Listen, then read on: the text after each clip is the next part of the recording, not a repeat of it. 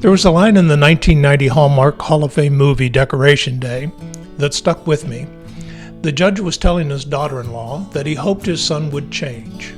She replied with something along the lines that it had been her experience that, quote, "the older we get, the more we become who we've always been," unquote. My siblings and I have long been united by a common love of family, friends, and food. But we have also had unique proclivities which arose at an early age. My brother was enamored of cars and motorsports. My younger sister was fierce in her commitment to academics. My older sister was an artist. After trying his hand at various careers, Wayne gravitated to what he does now. He has been an exotic car broker for years. Sarah retired from running a center that trained educators in innovative didactic methods. Janet traveled the world admiring the fine art and architecture in many cultures. As a very young boy, probably 60 years ago, I remember watching the 1959 movie Darby O'Gill and the Little People. It wasn't in black and white, but for us it was. In those days, our TV wasn't a color TV. In the movie, leprechauns lived in trees in the Irish forest. My imagination exploded with that movie. I was convinced that there really were leprechauns living in neighborhood trees. Let me tell you a little story to make clear how convinced I was. There was a big maple tree in an open lot up on the corner of Kiwanis and Rotary Avenue. She was tall and wide, majestic and mystical. I was sure the little people were in there. If I just believed, I would be able to go into the tree and visit them. I screwed up as much belief as I could muster and walked right into that tree and was rudely bounced off by reality. But the die was cast. I became the kind of lad that took every chance to be out in nature. I played with my toys under the big tree in front of our house so much that the grass couldn't grow there. I have a picture of myself hugging that tree before, old and full of rot, my family overruled my romanticism and had the tree removed for the safety of the house. I was a tree hugger when I was a boy, and as I became older, I only became more who I'd always been. After bouncing through different careers, the one that finally stuck for me was working as an environmental researcher for the Environmental Protection Agency. I fell in love with my wife the moment I laid eyes on her. We both knew our love was going to stick. As we drove down a road through Bradford Woods, where the boughs of the trees on either side of the road, weighed down by heavy snow glistening in the sunlight, reached over and above us in what might have been the most romantic experience of my life. It follows, then, that when my partner in crime and I decided to retire and build our dream house together, trees would play a significant role. We oriented the house to catch the maximum amount of light, but we also carefully placed it so that the view of the water out our bedroom window would be framed by, you guessed it, two grand old oaks whose limbs reached out to touch one another like two lovers, forever admiring sunsets over the water. It was a daily blessing we never failed to appreciate, looking out the window and letting that scene work its magic. I say was because one of those trees and 3 other trees on our property are now gone. Yesterday when we went inside, after getting everything put away for the storm, we had a beautiful view of the golf course, Oak Island Golf Club behind us. And this morning when we woke up, and there's a nice big pond, we debate whether it's a pond or a lake all the time. This morning when we woke up, we found this, which I hope you can see behind me. One of the big beautiful trees that was one of the reasons we loved this place. Actually came down in the winds. The storm winds were running around 38 miles per hour sustained, but there were gusts into the upper 80s, and the poor trees around here were just hammered. There's the cherry tree. It's fallen over there. This tree I didn't expect to survive, and it did just fine. But this was one of the favorite trees of the birds that we feed, and it's fallen over into another tree. It did have a lot of dead limbs in it, but now they're just strewn around the yard, which Joy keeps immaculate. And I don't know if you can get a peek of the pond through that or not, but this was just a magnificent tree, and we're very sorry to have lost it. There's a squirrel up in there, and all these trees, of course, had birds' nests and squirrel nests. So there were a lot of questions, a lot of people checking in with us. I just wanted to let you know that we are okay, and thank you for your prayers and your concern.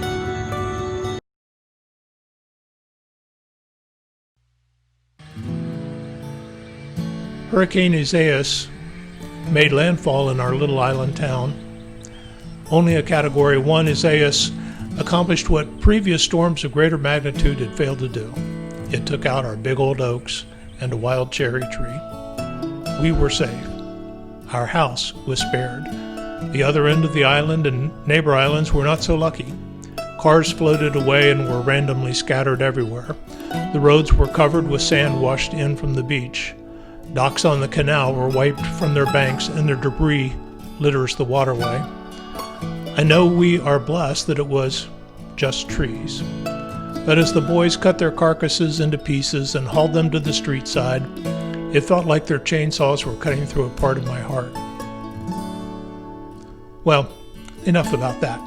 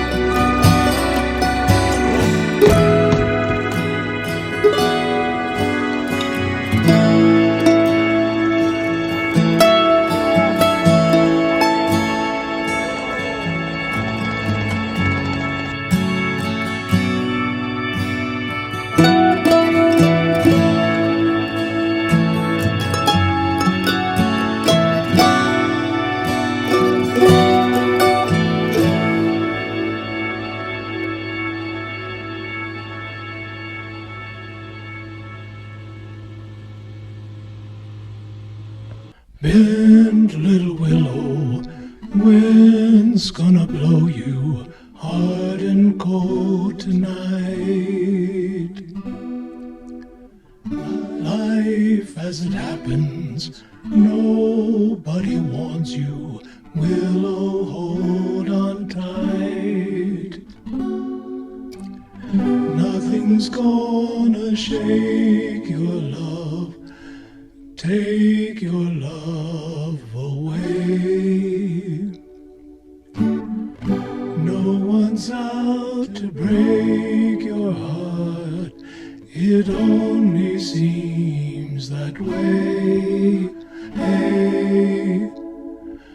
Sleep, little willow, peace gonna follow. Time will heal your wounds. Grow to the heavens, now and forever, always came too soon. Nothing's gonna shake your love, take your love away. No one's out to break your heart, it only seems that way. Hey, bend, little willow, wind's gonna blow you hard and cold tonight.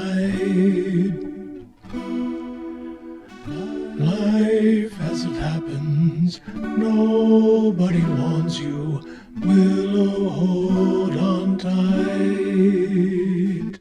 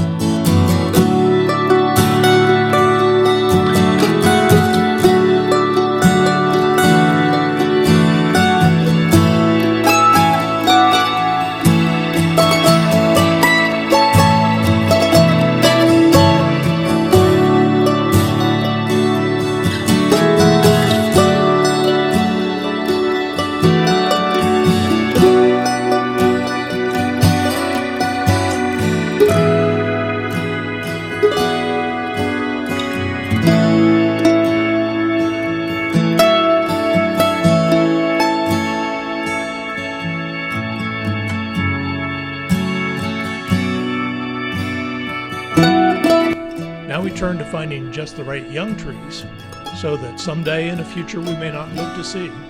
They can work their magic on whoever lives here. Trees that will grow till their boughs grow long enough to reach out and hold hands, and gaze lovingly together on the sun setting over the water.